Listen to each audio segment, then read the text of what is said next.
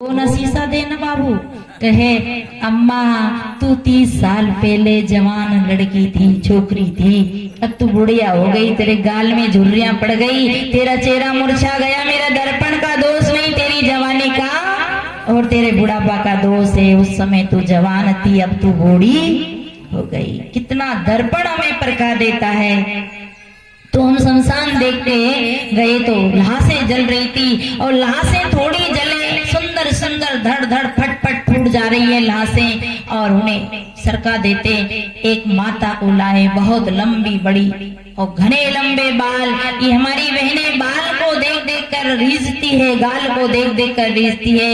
और हमारा जो डिपार्ट है ना ऊपर बेटा, इन्हें तो बाल से उदासी आती है तो बाल को राम नाम सत्य कर देती है। और हमारी बहनें तो बाल, मैं यूं कहती हूँ कि जितना खर्च इनके मेकअप में लगते हैं ना, उतना तो हमारे भोजन में भी नहीं लगता होगा। इनका मेकअप का सामान किसके लिए? बाल और गाल के लिए। उसको सजाने के लिए कितने महंगे महंगे तेल, कितने महंगे महंगे क्रीम पाउडर लगाते हैं। और हम लोग क्या करते हैं, नहा लेते हैं और चुपड़े तो थोड़ा माथे में तेल चुपड़ लेते हैं, बस हो गया हमारा मेकअप। तो हमारा मेकअप कितना सस्ता, हमारा मेकअप बहुत सस्ता, क्योंकि हम चेहरे नहीं सजाते हैं, हम तो चरित्र सजाते हैं, जीवन सद्गुण सजाते हैं। और जो सद्गुण सजाते हैं वही तो सुंदर लगता है। तो लाश को देखी, बड़े बड़े लंबे घने बाल, और जब लाश उतारी और उसको सुलाई तो बाल नीचे लटक रहे थे, बहुत ही बड़े बाल थे। वो कहीं से दूर से लाए होंगे तो उनको संभाल भी नहीं पा रहे थे, तो उसके बाल को ऐसे दूर चोटी ऐसे गई और एकदम सुंदर। तुम बिल्कुल नजदीक जा पास में जाके देखे, बहुत श्रृंगार करा रखा। और जब बाल को देखे, जब उसका बेटा आग लगाने लगा तो पहले उसका बाल ही जला, बाल में ही आग लग गई। लकड़ी जले, हड्डी जले लकड़ी जैसे, और बाल जले घास जैसे, तड़ तड़ उसका शरीर जल गया। साहब कहते कि मरियो रे तन काले करियो।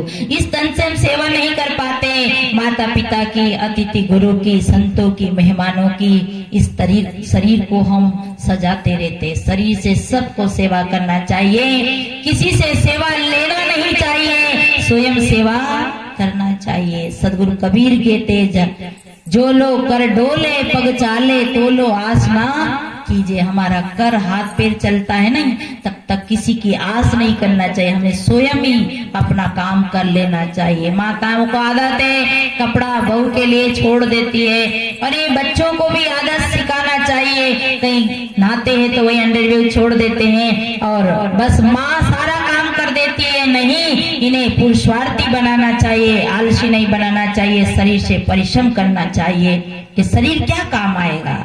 साहब कहते मरियो रे तन काले करियो। तन की 3 गति, जला दिया जाएगा, गाड़ दिया जाएगा, पानी में फेंक दिया जाएगा, काग गिद्ध का भोजन हो जाएगा। और धन की भी 3 गति है, धन की भी 3 गति है। धन, दान, भोग और नाश। धन को 3 जने ले जाते हैं, कौन कौन? आला वाला, भाला वाला, माला वाला। आला वाला देखे, यहाँ कोई बेटा तो नहीं आला वाला? आला वाला है डॉक्टर, डॉक्टर साहब आला वाला है कोई? डॉक्टर साहब बेटे के यहाँ नहीं, आला वाला। अब पढ़ा मेरे आला लगाता है कान में लगावे आला, अब पढ़ा मेरे पाला।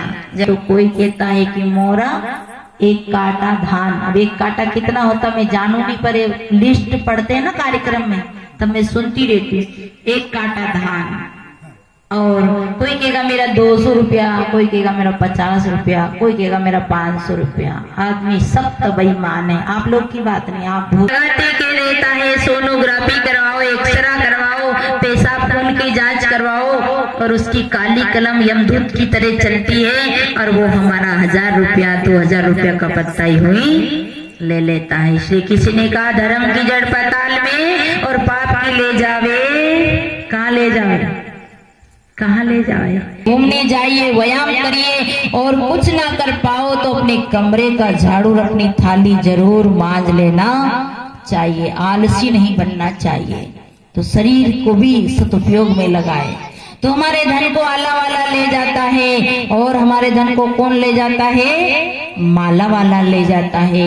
माला वाला के आपको ग्रह लग गया, अब बताओ ग्रह हमको लग जाता, ग्रह ऊपर रहता है और ऊपर से ग्रह ऊपर चढ़ जाता है, ऐसा हमें ब्रह्म की बातें बताते हैं। हमारी बहनें उन जोशियों को हाथ बताती है, ये हाथ किसी को मत बताइए, ये हाथ बताने के लिए नहीं, पुरुषार्थ करने के लिए है। भाग पहले बना, प्रारब्ध पहले बना और पीछे बना शरीर, फिर हम कई के लिए डरे, फिर हम भाग बताते, राशि बताते।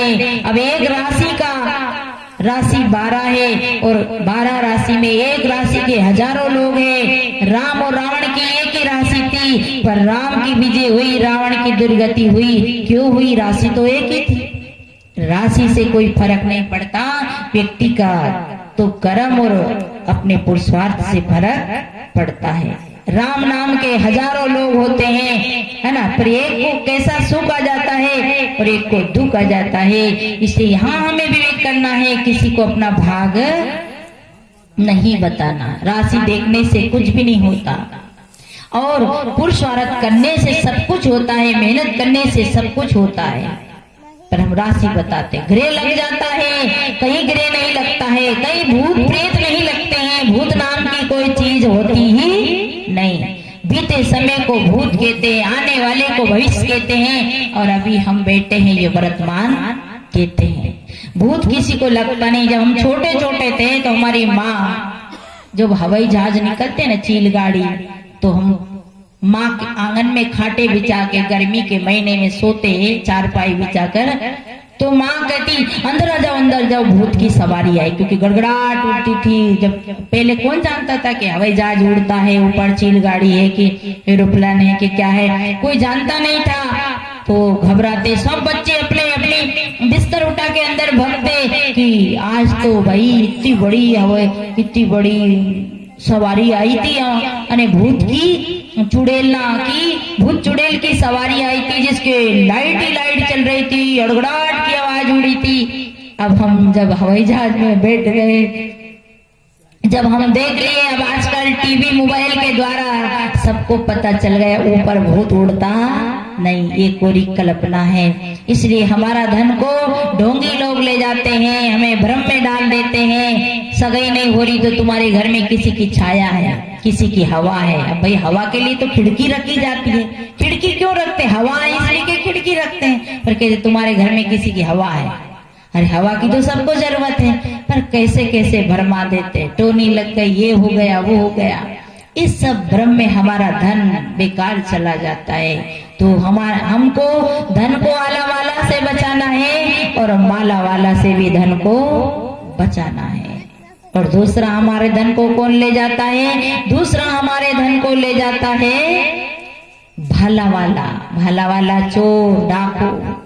चोर घर में घुसे तो ये जान की फिक्र नहीं करता वो कि इसकी जान जाए कि धन जाए, कितना पीटूं और कितना धन ले जाऊं, वहां कोई हिसाब किताब।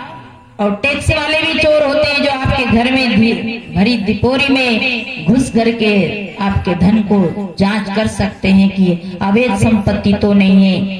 तो हमारे चोर हमारे धन को ले जाते हैं। एक घर में चोर घुसे, चोर ने कहा सेठ जी चाबी दे दो। सेठ ने कहा चाबी नहीं दूंगा। अरे कि चाबी दे दो जान निकाल लेंगे।